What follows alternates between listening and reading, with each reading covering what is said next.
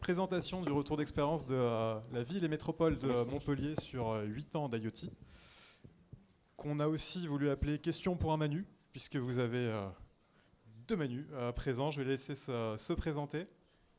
En Manu Reynaud, je suis récemment, puisque depuis septembre, j'ai la chance d'avoir la charge à la ville de Montpellier du numérique et donc de tout ce qui concerne la ville connectée dont on va vous présenter aujourd'hui à la ville et à la métropole de Montpellier.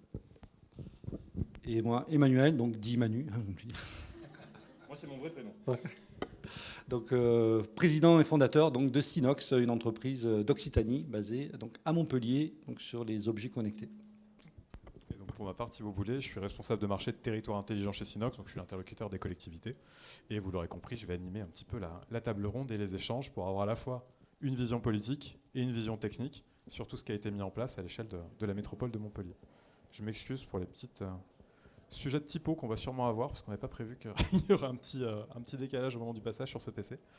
Hop. Mais on va commencer du coup par la vision de Montpellier Méditerranée Métropole et son évolution à travers les âges, puisque ça remonte à quand même un peu plus d'une dizaine d'années.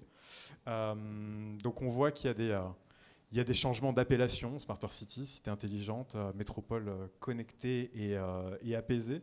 Alors on sait que le choix des mots en politique, c'est important. Qu'est-ce que ça traduit, Manu, toutes ces évolutions ?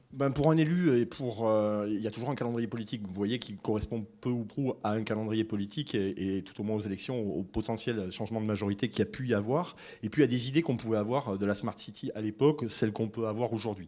Et pour faire court, j'aurais tendance à résumer en disant, on a d'abord été avec une solution IBM pour la cité, qui était une solution toute inclusive, qui nous était apportée, on va dire, sur étagère avec toutes les idées du monde, qui était fort cher par ailleurs.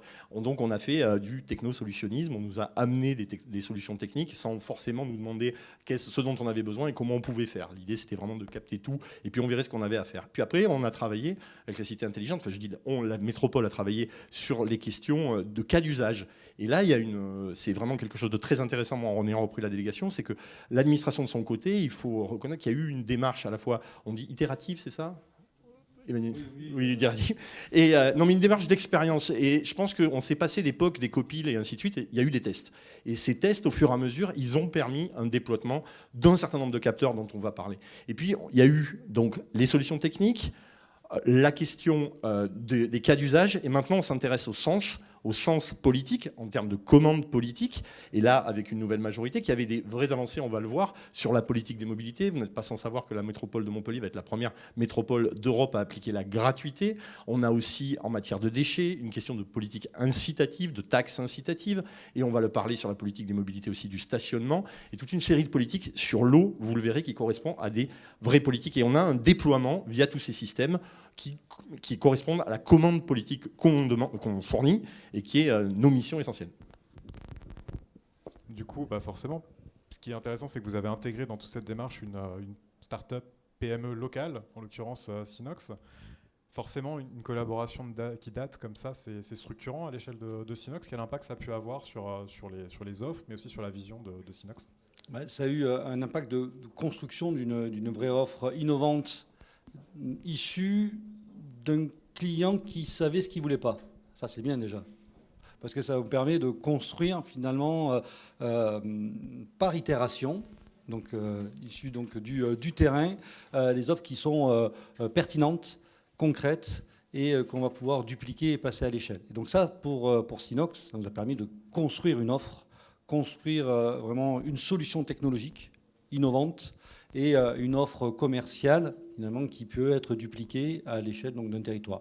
Et c'est ce qui nous a permis aussi de pouvoir certainement intéresser la Banque des Territoires Crédit des Dépôts qui est rentrée au capital donc, de Synox par ce côté agnostique et ce côté itération concrète du terrain. Si on part sur la partie concrète, voici un petit schéma qui résume très simplement tout ce qui a été mis en place pendant toutes ces années. On ne va pas vous détailler l'intégralité du schéma, dans tous les cas on vous enverra les slides d'ailleurs. Simplement deux petites choses à retenir au-delà du code couleur, parce qu'on aime beaucoup le violet. C'est notamment, vous voyez, tout ce qui est entouré en pointillé, c'est tout ce qui est sur l'infrastructure SI de Montpellier Méditerranée Métropole. Donc on voit que c'est quelque chose de fort, c'est une volonté d'avoir effectivement la maîtrise de la donnée. Pourquoi est-ce que c'est aussi important dans la vision politique aussi de Montpellier? Alors oui, sortir d'une slide comme ça avec une vision politique, évidemment, pour illustrer, il y aura deux versions. Il y aura la mienne et il y aura la sienne, on est bien d'accord. Mais il y a plusieurs choses qui sont très très importantes. La question de l'infra, elle est majeure. Les capteurs, on va en parler, on en a déjà parlé. La question de l'infra, avoir été une des premières collectivités à déployer un réseau LoRa, un réseau basse fréquence, qui est sur l'ensemble du territoire de la métropole et qui nous permet de connecter. On n'a pas fait des solutions, on n'a pas réinventé la 5G, on l'avait depuis très longtemps mis en place ce réseau. Ça veut dire la souveraineté sur l'infra, ça veut dire aussi la propriété de la donnée et avoir une maîtrise sur sa question des données. Et puis après, ça va se décaler au bout, dans 3 versions différentes, l'aide à la décision pour les politiques publiques d'un côté, le changement de comportement pour le citoyen via des applicatifs qui vont permettre de voir les mesures qu'on va voir, que ce soit sur l'eau, le stationnement, et ainsi de suite sur toutes les politiques publiques, et puis la question de l'open data pour un contrôle de façon macro vis-à-vis des citoyens qui peut en retirer tout un ensemble d'informations, que ce soit les citoyens, les entreprises, les associations. Voilà, c'est ces 3 regards différents à travers la propriété, l'interopérabilité et la souveraineté des données.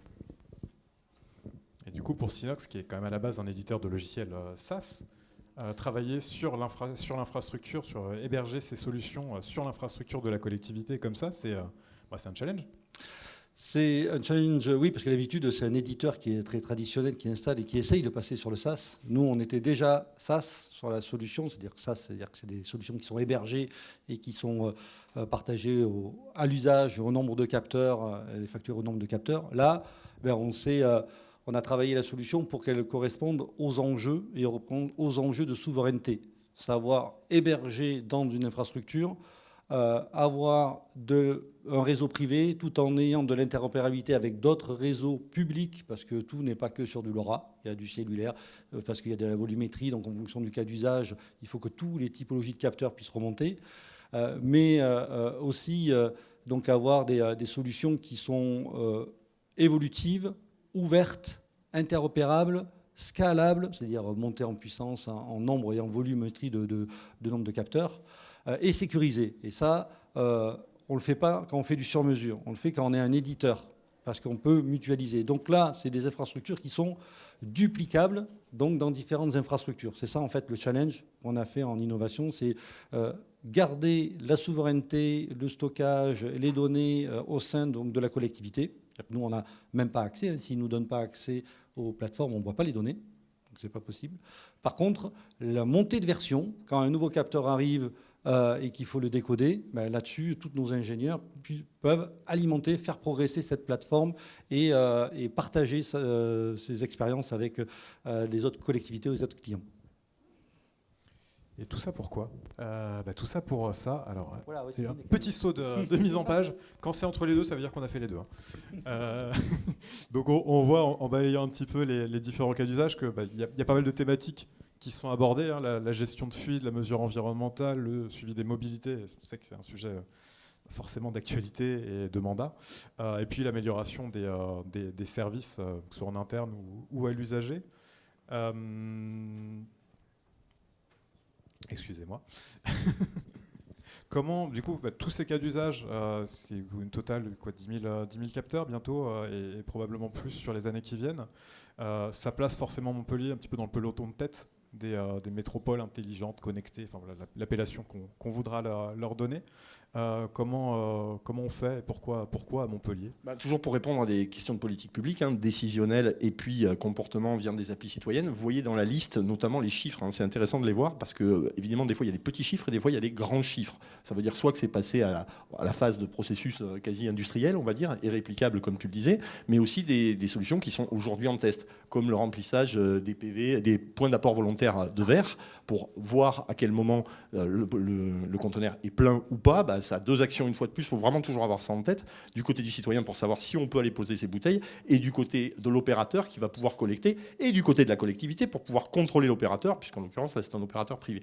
On a la chance à Montpellier, dans les politiques publiques qu'on déploie aussi, je le dis, d'avoir choisi des opérateurs pour la plupart publics, que ce soit l'opérateur mobilité TAM qui est passé en SPL, que ce soit ACM, le bailleur social sur lequel on a commencé à appliquer des compteurs privés, puisque jusqu'à maintenant on appliquait des compteurs collectifs sur lesquels on a déjà eu des retours sur un an en plusieurs centaines de milliers d'euros d'économies, mais on le fait aussi pour les particuliers. Donc on a choisi à la fois les structures et les opérateurs qui nous permettent de faire ça. Vous voyez tous les cas d'usage, il y a des cas qui ont augmenté de façon très conséquente, les compteurs des pistes cyclables.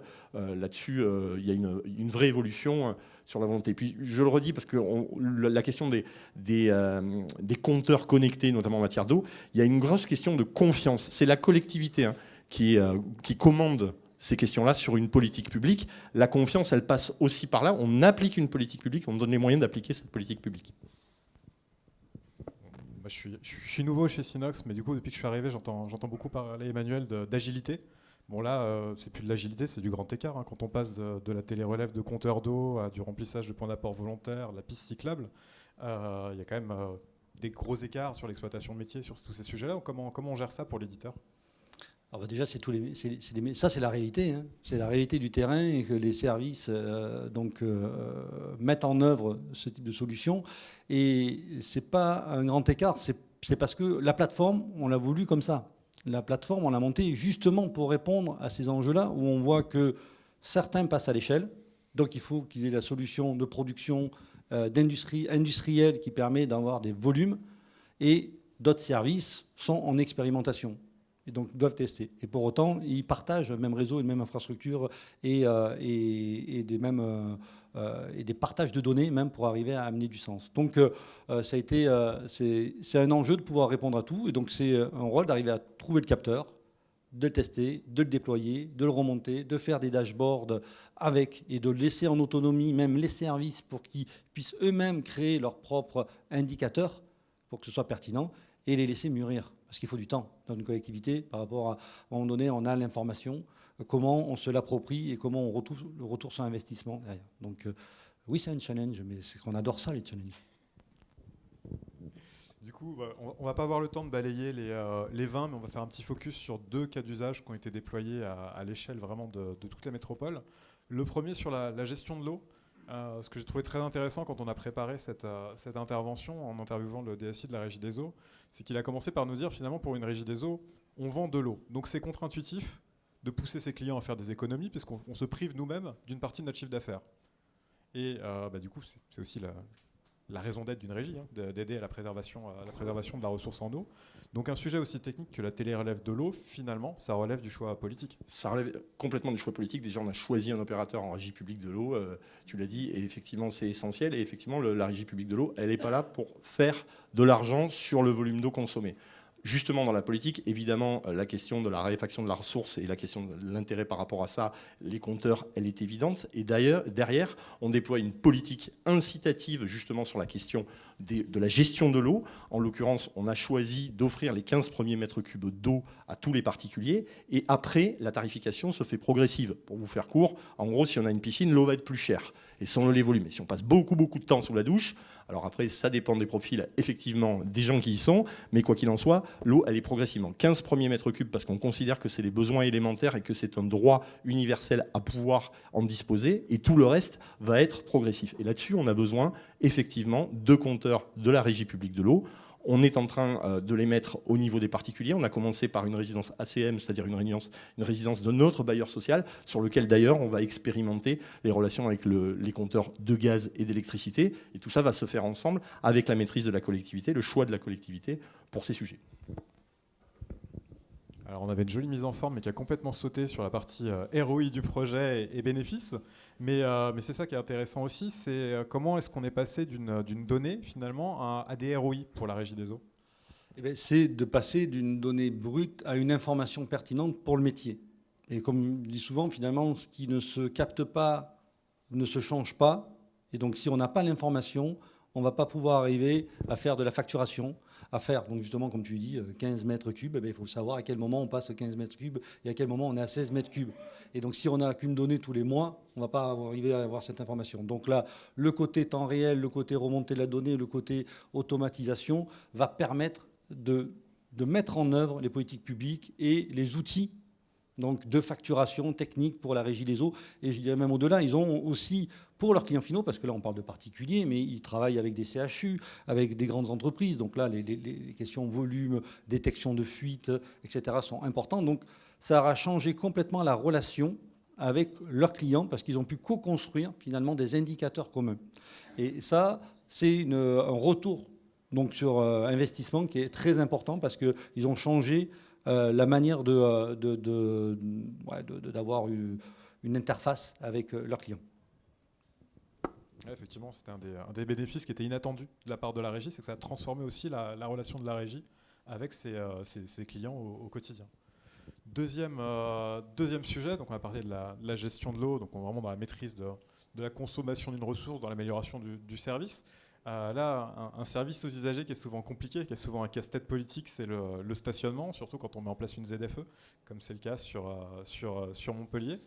Est-ce que le capteur, c'est une solution au stationnement ? C'est une solution, et c'est une solution pour notamment certains usages, certains profils particuliers. En l'occurrence, on a ciblé, et là on n'est plus dans l'expérimentation, on est dans la réalité. Si vous utilisez aujourd'hui l'application M-Ticket, qui est l'application des mobilités, tous les PMR, enfin tout le monde a accès à l'intégralité des occupations place par place sur l'intégralité de la ville et plus tard de la métropole, sur les places occupées ou pas occupées pour les PMR. Ce qui permet plusieurs choses, ce qui permet évidemment de faire des statistiques, ce qui permet, parce que le but du jeu dans la politique de stationnement, c'est d'effectuer de la rotation et puis d'être sûr qu'effectivement c'est des places PMR. Et là-dessus, ça nous permet aussi d'avoir une aide au contrôle via la police municipale ou les ASVP, après ça dépend du type d'intervention qu'on fait. Et on est en train aussi de l'expérimenter sur les arrêts livraison, évidemment, pour permettre de voir via une application, d'un côté pour l'usager, là en l'occurrence il est professionnel, et puis de l'autre côté vis-à-vis de la collectivité, pour savoir comment sont utilisés ce type de stationnement, comment on peut adapter et comment ça se répercute et quel est le comportement par rapport à ça. Ce qui est intéressant aussi, c'est l'approche de continuum technologique. Finalement, vous avez automatisé le contrôle du stationnement payant avec des véhicules LAPI. Alors c'est redoutable, mais du coup il fallait éviter que ces stationnements-là se reportent sur les stationnements PMR ou les arrêts livraison. Et du coup effectivement c'est une des applications pour la police municipale. Cela dit, techniquement,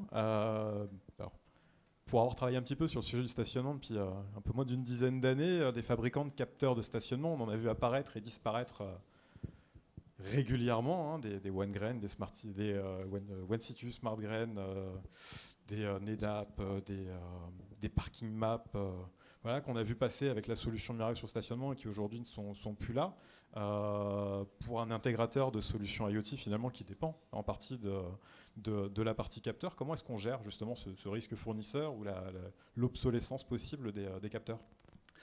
C'est l'essence même finalement d'avoir une plateforme qui est agnostique, capteur, donc qui n'est pas dépendant, parce que finalement il y a deux choses. Il y a d'une part la pérennité du capteur, donc de pouvoir le changer par un autre si le fournisseur n'est plus en capacité de fournir, et de conserver l'historique donc de ce qui s'est passé dessus, simplement en changeant de capteur. Mais d'un autre côté, c'est aussi le côté plateforme verticale. C'est quand tu te retrouves avec X plateformes et de former sur 4-5 plateformes. Donc là, il n'y a qu'une seule plateforme. Ça amène donc une pérennité et une centralisation donc de la visualisation. Et ce qui permet, sur une même plateforme aussi, de croiser et de corréler aussi des données. Donc là, on voit le stationnement, c'est avec le même type de capteur. PMR, place de livraison, arrêt minute.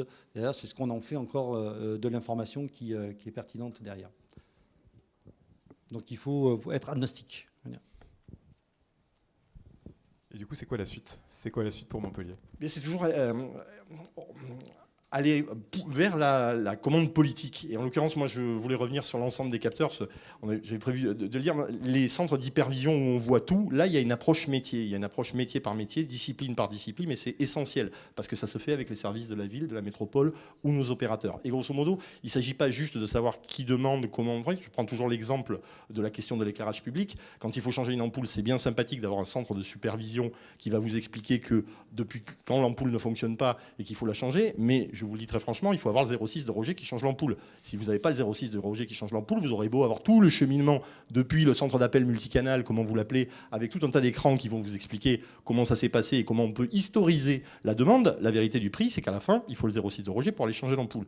Et à la fois, cette approche itérative, cette approche par métier qui est hyper respectueuse, et on prend le temps par rapport à ça, mais toujours au service d'objectifs de politique publique. Il y a la question de l'appropriation des agents, des métiers, et puis pour finir cette histoire d'espace public numérique qui me paraît essentielle parce qu'on est dans un nouveau monde. Alors évidemment les capteurs connectés, l'IoT c'est quelque chose qui vient dans nos vies, que ce soit à titre personnel ou au titre de la collectivité, mais aujourd'hui c'est un espace à appréhender pour les citoyens, pour les entreprises, pour les associations. C'est quelque chose à définir, qu'on puisse voir tant pour les modifications de comportement, pour aussi l'appréciation et l'acceptabilité citoyenne, le regard qu'on peut avoir envers ça, et donc on essaye d'ouvrir toute cette palette-là avec les outils qu'on vous présente. En tant que néo-montpelliérain, j'ai hâte de voir la suite. Et du coup, pour Synox Synox, c'est de capitaliser finalement sur ce qui a été réalisé, mais en même temps, c'est d'apporter aussi, on voit qu'il y a beaucoup de technologie dedans, et on a finalement un engagement et une responsabilité en tant qu'acteur du numérique à proposer des solutions qui apportent des réponses à des préoccupations, mais il y a d'autres préoccupations qui arrivent, notamment l'empreinte carbone, ou donc du capteur, de la solution, du stockage de la donnée. Et donc là, on a un devoir d'être engagé dans un numérique responsable, dans de l'éco-conception, dans la maîtrise du cycle de vie. Donc, et c'est ça qu'on doit apporter à nos clients, et de pouvoir arriver après à dupliquer ça sur, je dirais, d'amener cette French touch, donc cette smart city à la française, parce que c'est un vrai savoir-faire français. Je pense qu'on est en train de construire tous ici, et l'Interconnecté le montre, une manière d'amener donc une smart city, comment on la voit, qui est complètement différent de Stockholm, de l'Asie, ou de ce qui peut se passer donc à Dubaï ou ailleurs. Et donc ça, on commence à le construire et on commence à avoir des similitudes. Et ça, on est assez fiers de pouvoir le porter et de l'exporter finalement à l'international. Et je pense qu'on sera écouté, et plus on aura des cas d'usage et des retours concrets, et plus on sera fiers. Donc voilà, donc on va vous accompagner, nous en tout cas, dans cette évolution technologique, et vous avez pu en entendre parler entre ChatGPT, la cybersécurité, les enjeux autour de l'IA. Donc on a encore de l'accompagnement à faire sur les technologies. Et du coup, il s'est passé quelque chose de complètement imprévu pendant cet atelier, c'est que vous avez tenu le timing. Bravo, messieurs. Et on a même du temps, du coup, pour les questions avec la salle. Donc si vous avez des questions, c'est le moment.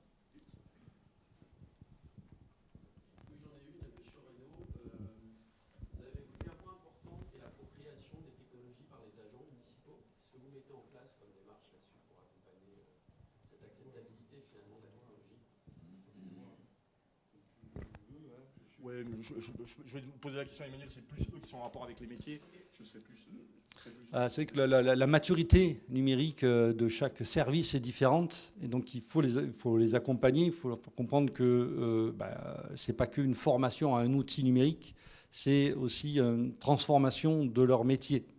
Et donc c'est un changement de process, donc c'est beaucoup d'écoute, beaucoup de compréhension, et c'est pour ça qu'il faut laisser le temps aux choses. Il ne faut pas imposer une manière de faire, et c'est le terrain qui fait qu'ils voient l'intérêt. Et c'est eux qui nous sortent finalement des informations qu'on n'avait pas pensées au départ.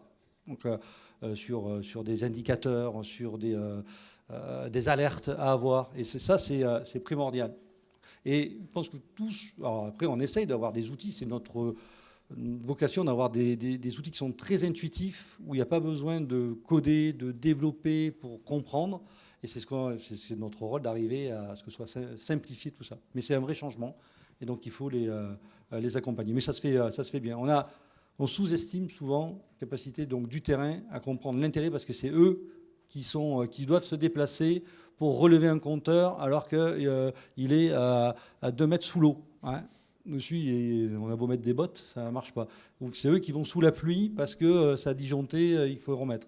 Et donc quand on leur apporte ces solutions-là, ça leur fait gagner du temps. Le plus dur, c'est plutôt les managers. Justement, du coup, je vais reprendre la parole justement pour une question justement d'acceptabilité. On a eu le cas d'usage sur la question des points d'apport volontaires de verre. La question, c'est pourquoi on met la donnée à disposition? Parce qu'elle pourrait être mise à disposition, pour l'instant, ce n'est pas le cas, des citoyens, de ceux qui vont pour mettre leur verre pour savoir s'il est plein, pas plein. Elle est à disposition de la collectivité et de l'opérateur. Et là, aujourd'hui, oui, on a, il faut le dire, eu quelques... j'ai dû parler réticence, mais dans un premier temps où le concept de la transparence absolue n'était pas intégré dans la démarche. Et là, pour le coup, c'est une commande politique. C'est-à-dire qu'à un moment donné, il faut une ligne politique. Et attention, il ne s'agit pas de violenter qui que ce soit dans les services, il s'agit d'appréhender la chose sur laquelle notre commande politique, c'est aussi ce rapport aux citoyens, l'aide aux décisionnels et le contrôle de l'opérateur. Et ça, il faut passer cette petite, je ne sais pas blocage, mais en tout cas, petite culture qui a pu être que la transparence n'était pas la meilleure des choses pour derrière, évidemment, se faire ressaisir parce que le conteneur est plein. Mais nous, on pense que la meilleure des choses à faire, c'est de le faire savoir. Ça permet de mieux gérer à tous les niveaux. Pour compléter, parce que la question est passionnante et merci.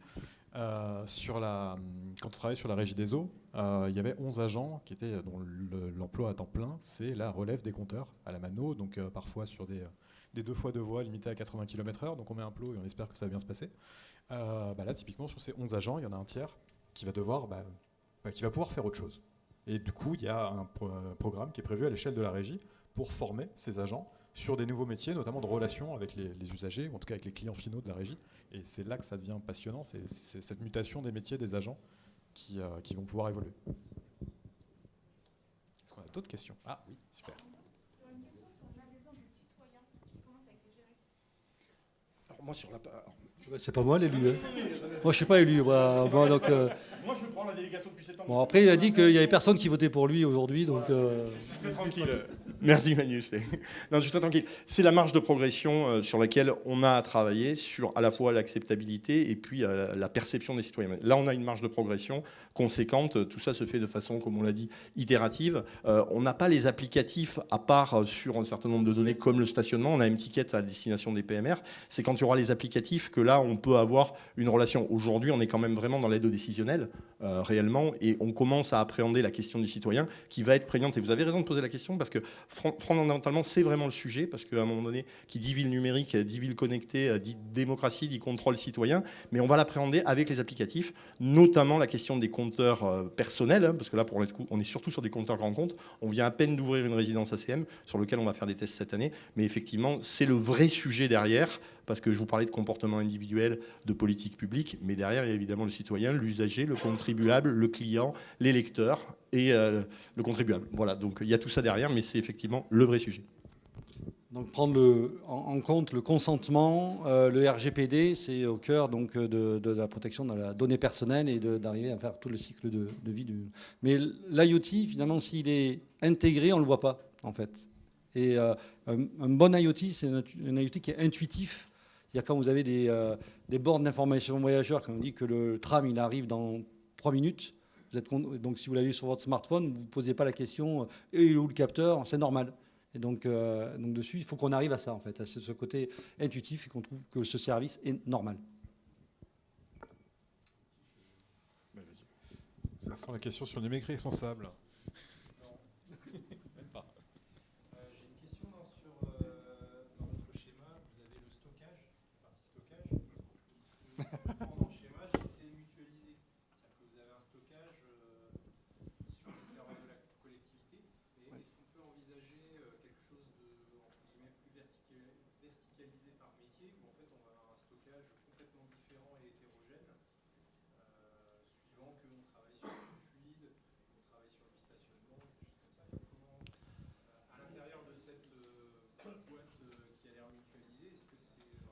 Alors, il faudra que j'en parle. Il faudra venir sur le stand et on va expliquer un peu plus. Mais oui, c'est mutualisé parce que c'est sur des big data qui permettent donc de travailler sur des algorithmes derrière. Par contre, l'accès à la donnée, elle est sécurisée en fonction des services. C'est-à-dire que les services voient que les données sur lesquelles ils sont en charge.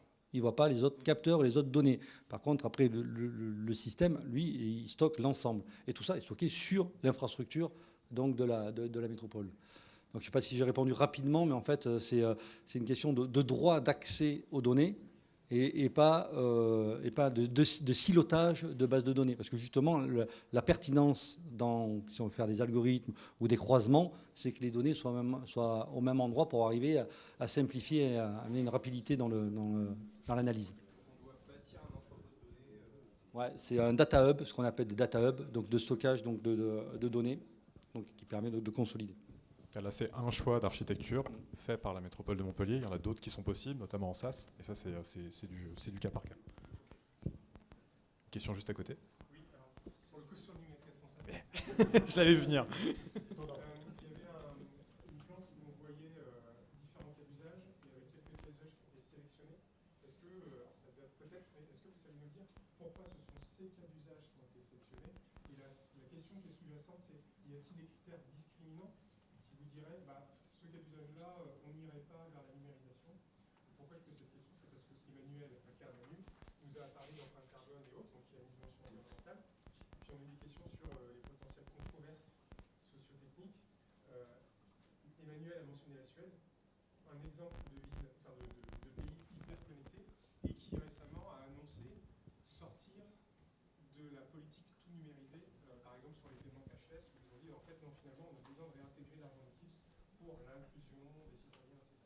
Donc il y a deux questions qui sont comment ces cas d'usage ont été sélectionnés, et la deuxième c'est y a-t-il d'autres critères aujourd'hui qui permettraient à la métropole de dire j'envisage de travailler sur tel ou tel cas d'usage et celui-ci je l'abandonne pour des raisons environnementales ou sociales. Pour la première réponse, une réponse politiquement correcte ou pas? Non. Donc les choix sont souvent après avec le DGS par rapport au coût et par rapport au retour sur investissement financier. Donc on sent vraiment au départ, c'est ce qui a déclenché finalement le choix, c'est que le DGS, il est pragmatique, c'est un gestionnaire. Donc même s'il y a une vision politique, un intérêt politique, ce qui a été fait, c'est parce que derrière on voit les retours sur investissement qui sont quantifiables, qui sont mesurables, et rien que d'avoir mis en place toute cette infrastructure a fait économiser plus de 200 000 € par an en mutualisation de connexion réseau. Voilà. Donc pragmatique. Par contre, maintenant que c'est amorti, on va dire, on peut passer à des solutions qui ont un impact politique. Pour ta deuxième question... Peut-être pour compléter aussi, c'est que pour continuer sur la partie transparence et pragmatisme, c'est qu'il y a des cas d'usage. On a parlé d'itération. Quand on parle d'itération, on parle aussi d'essuyage de plâtre. Il y a des cas d'usage qui n'ont pas marché. Il y a des capteurs qui ne tenaient pas leurs promesses. Il y a des sujets qui n'ont pas pu aboutir parce que c'était une bonne idée, la donnée générée était intéressante, mais n'était pas suffisamment fiable pour être passée à l'échelle. Je pense à la géolocalisation des vélos, par exemple.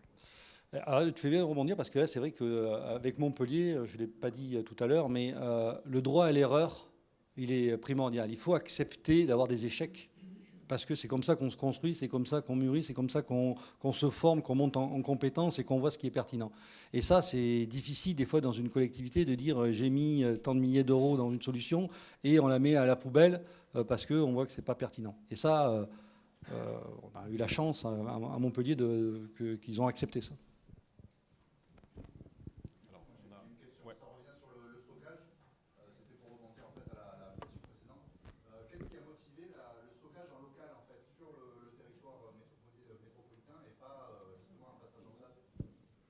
C'est la souveraineté, la maîtrise, la sécurisation, d'avoir tout dans sa propre infrastructure.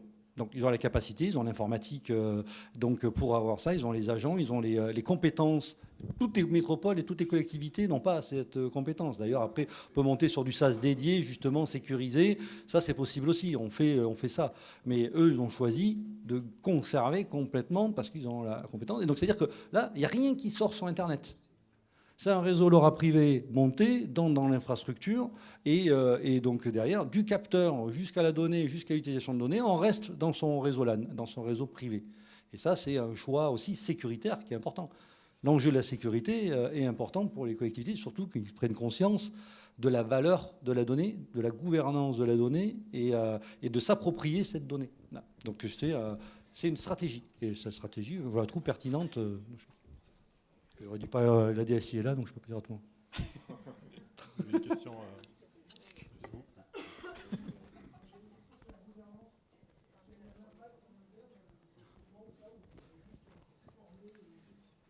Est-ce qu'il y a eu des recrutements spécifiques liés à la mise en place d'une gouvernance de la donnée? Alors moi, pour toute la partie où vous avez commencé, ça serait plutôt à toi de dire. Je vous dis, je suis dans une position où moi, sur la ligne politique et la commande politique, depuis 2020, on assume totalement, mais l'historique, c'est... Enfin, Emmanuel, c'est... Ouais, bah après ils ont... Comment ça s'est construit Nous, on a recruté, oui, forcément. Non, faut pas le faire, ça c'est sûr. Non, mais à Mais- l'échelle de la métropole. Mais je la crois métropole, oui, aussi, parce que prendre conscience que il faut piloter du réseau, piloter de l'hébergement, donc piloter après de la donnée, de l'échange avec les services techniques pour justement construire ou co-construire des tableaux de bord et échanger la donnée. Donc il y a des chefs de mission qui sont... Donc il y a eu du recrutement, mais ça...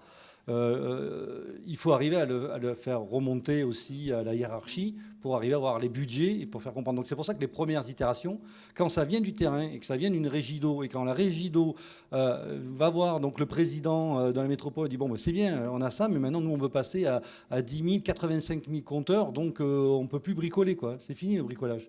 Donc qu'est-ce que vous faites? Donc dessus là ça redescend comme il faut.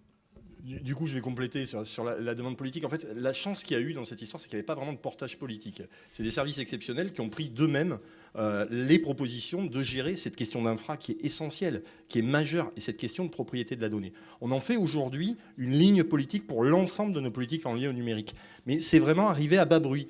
Assez étrangement, ça ne correspondait pas à une commande politique. Il y a eu la première commande politique IBM, ça c'est clair, ça nous a coûté plusieurs bras, ça faut être très clair.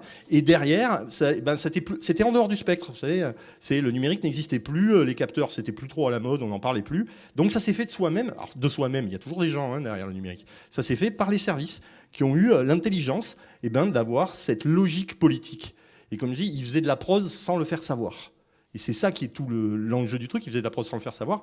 Et nous, aujourd'hui, c'est devenu une ligne politique, à la fois parce qu'on a une commande en termes de politique publique, et parce que derrière, on a su, au niveau des opérateurs, je vous le disais pour TAM, transformer une SEM en SPL, transformer un opérateur privé pour la gestion de l'eau en une régie publique. Et moi, je le dis toujours, on a souhaité de notre côté, mais c'est un choix de majorité. Après, moi, je respecte les choix qui sont faits ailleurs. Nous, on a choisi une ville de gauche et écologiste, très clairement. Eh bien, tout est lié avec ça et la politique publique. Mais il y avait cette histoire de bas bruit, et ça existe aussi.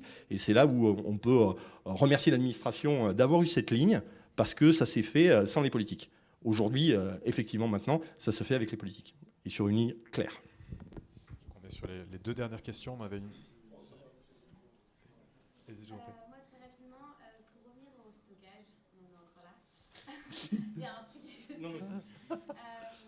fait, vous êtes parti sur l'IoT, du coup, c'est des données qui sont en temps réel. Comment est-ce que ça s'est. Enfin, c'est des données qui arrivent, c'est pas des données froides, on est sur des données qui arrivent plus nombreuses. Comment est-ce que. Enfin, quel type de stockage, comment est-ce que vous avez choisi ce type de stockage? Comment vous avez dit que c'était plus intéressant d'avoir des données en temps réel, à quelle vitesse? Enfin, comment est-ce que tout ça s'est choisi? Et après, comment est-ce que vous gérez ces données en temps réel? Ça se passe comment la gestion de la donnée en fait? Alors, le choix donc de ce qu'on appelle l'échantillonnage, du choix donc du capteur, de la remontée, de la fluidité, c'est quand on travaille sur un cas d'usage, on va travailler sur quelle est la donnée qui est pertinente, quelle est la nature de la donnée à avoir, quelle est la fréquence à avoir pour qu'il y ait du sens. Un compteur d'eau, on pourrait très bien avoir une remontée de données une fois par mois pour une facturation. Le fait d'avoir choisi d'avoir une remontée tous les quarts d'heure, ça a un impact sur le capteur, sur la consommation énergétique du capteur, sur le choix du capteur, mais ça a aussi, derrière, on va pouvoir travailler la détection de fuite, donc les usages, les observatoires donc, de la consommation d'eau. Donc c'est un choix qui a été fait finalement dans ce qu'on veut arriver à faire. Et c'est vrai que plus on a une unité la plus basse possible, donc plus on va pouvoir avoir des cas d'usage. Mais d'un autre côté, il faut dire, ça sert peut-être à rien. Donc il ne faut pas non plus capter de l'information pour capter l'information, sinon on n'est pas numérique responsable. Et puis après, Gilot, il me tape dessus parce que je... Donc, et après, donc, par contre, le choix technologique donc, du stockage, Big Data, c'est des millions d'enregistrements qu'on a à force. On le fait sur des véhicules, on le fait... Et donc, ce qu'on appelle des time series qui sont vraiment adaptés donc dans la temporalité et du stockage pour être stocké en masse, donc, et pour être stocké en grande quantité, pour que derrière les algorithmes et on prépare en fait l'intelligence artificielle derrière. Donc des algorithmes qui puissent s'appuyer dessus et donc si on n'a pas de la donnée pendant 2, 3 ans, 4 ans derrière, un algorithme ne va pas pouvoir tourner sur la suite. On ne décide pas à un instant T, je capte de la donnée, maintenant je fais un algorithme. Donc il nous faut une historisation. Donc ça, c'était important de l'avoir dans le temps. Et donc là, maintenant, on a l'architecture qui permet d'appuyer des algorithmes et donc de faire travailler des laboratoires de recherche sur des algorithmes de pertinence, justement. Sur le transport, ça va être un des enjeux futurs. On ne va pas évoquer parce sinon je peux passer 2 heures dessus. Mais sur la gratuité du transport, c'est de voir les usages qu'ils ont faits et comment c'est utilisé. Et croiser toutes ces données de mobilité douce, de qui prend le vélo, à quel endroit, la trottinette, les voitures, les parkings, le nombre de personnes dans le tram à tel endroit qui montent, tout ça, ça va permettre de croiser, de dire est-ce qu'on est efficace, est-ce qu'on est pertinent, est-ce qu'il faut changer les endroits, et parce que ça coûte. Voilà. Donc ça, pour ça, il faut avoir une historisation de données. J'espère que j'ai répondu. Et forcément, les typologies de techno qui est basée sur des briques open source. Donc nous, on s'appuie sur des briques time series. Donc là, c'est InfluDB, si vous voulez avoir l'information. Voilà, je vous donne, parce qu'on est transparent. Pas le lancer. Dessus. Et donc derrière, ça permet derrière de s'appuyer sur des briques techno open source, mais de les mettre ensemble, justement, pour une scalabilité plus efficace. Mais bon, je peux y passer 2 heures. Merci à tous pour votre attention, pour la qualité des questions.